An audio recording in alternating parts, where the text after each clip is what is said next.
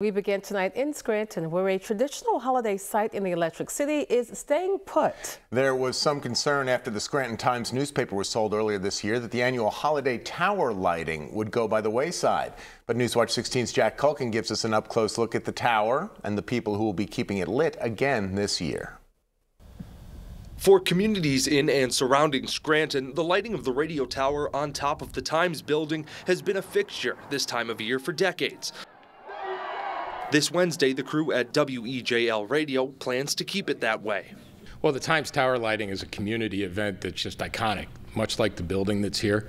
The radio stations and the outdoor company are still owned by the Lynett families, so we want to continue the tradition of what's going on with the tower lighting.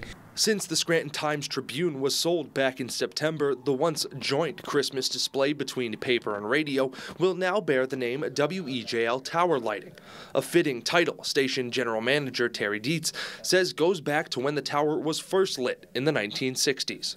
They used to do it just as a fun thing to do. It was kind of just the radio station people got together to say, let's put some lights on the tower and make it festive. And then it just kind of evolved, where everybody looked forward to seeing those lights. With maintenance of the 480 lights covering the 296-foot tower complete, Dietz says the historic landmark is ready to help welcome the holiday season to northeastern Pennsylvania. And you have the Christmas parade, then you have the Times Tower lighting, and that's the way it's always been. A tradition Dietz says employees at the station look to keep alive for years to come. Just one of those things that we believe we will do forever and ever and ever, as long as we own that tower. The radio station will continue to occupy the top floors of the downtown building even after the newspaper staff moves out.